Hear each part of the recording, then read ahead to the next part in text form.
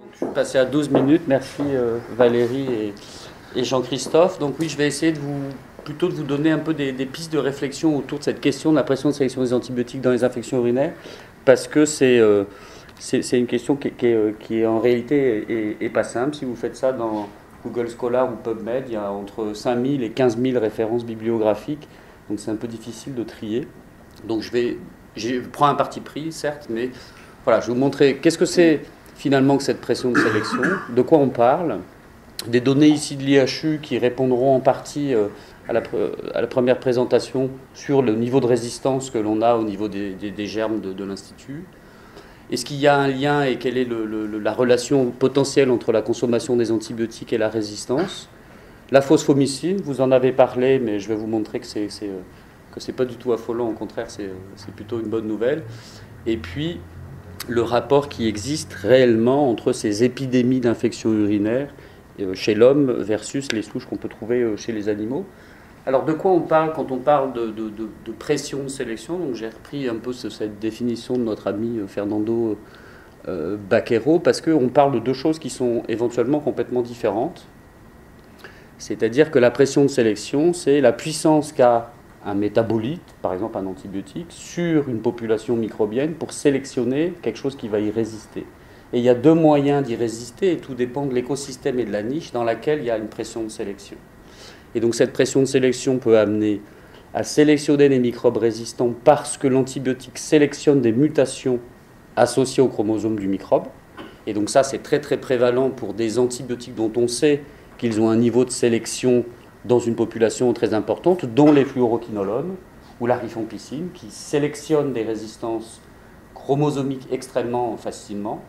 Et il faut différencier ça de la sélection de la résistance par le biais d'acquisition de gènes de résistance sur des plasmides, et qui sont le plus souvent dans les endroits et les écosystèmes où il y a une forte pression de sélection antibiotique, qui est le plus souvent soit les réanimations dans les hôpitaux, ou bien alors les élevages chez les animaux.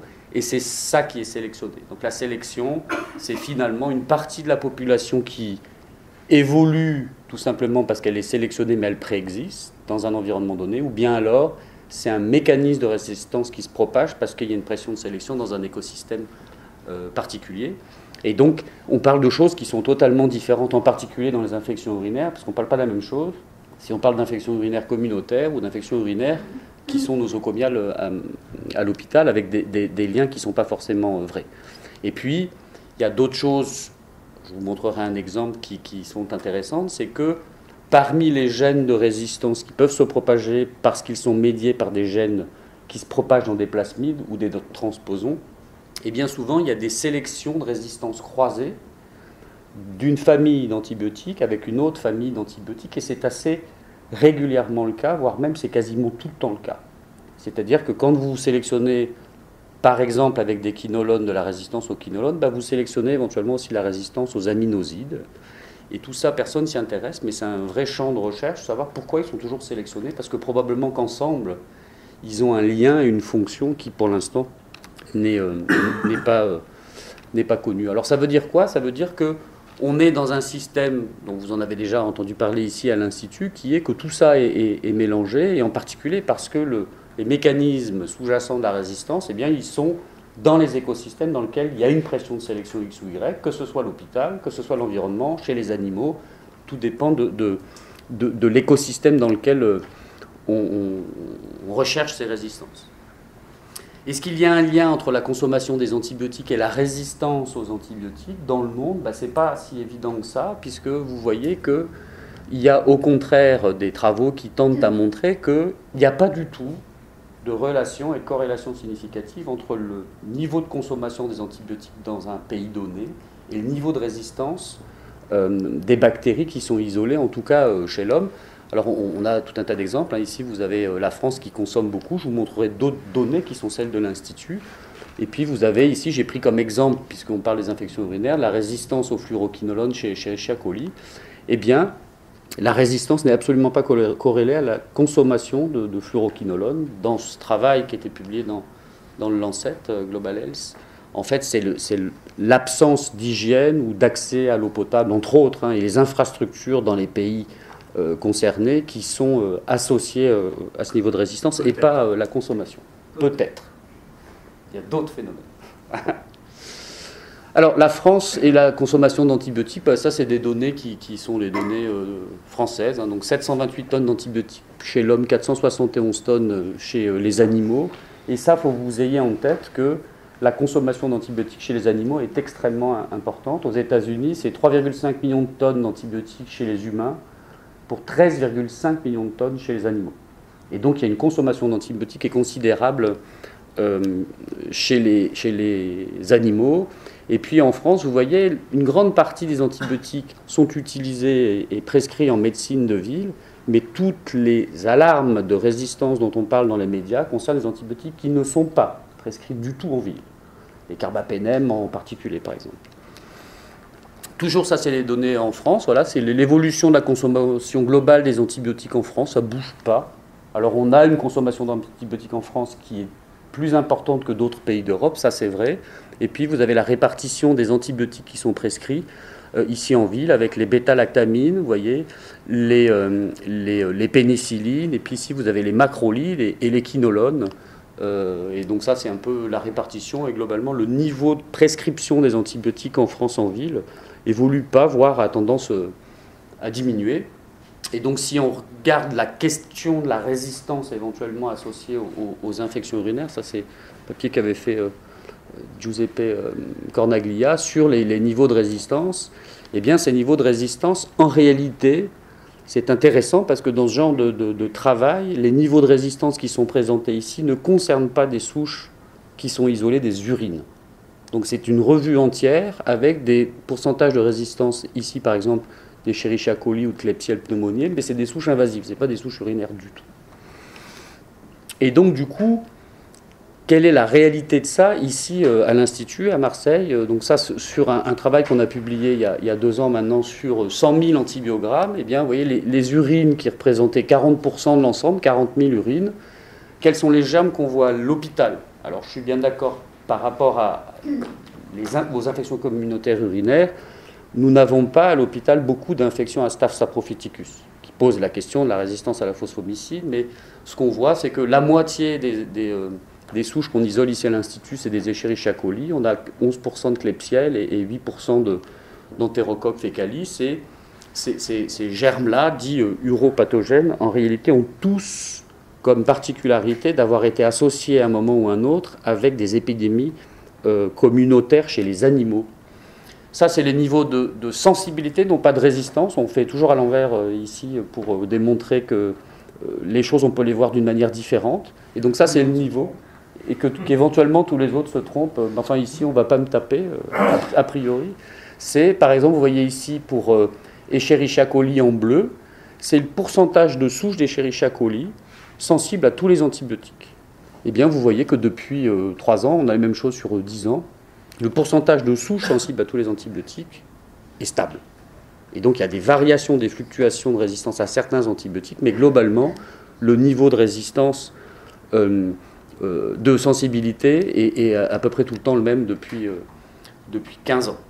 Et puis, si on compare les données qui sont celles de notre institut, ça c'est sur plus de 500 000 antibiogrammes qu'on a fait ce travail, aux données de consommation d'antibiotiques en France, en Europe et dans le monde.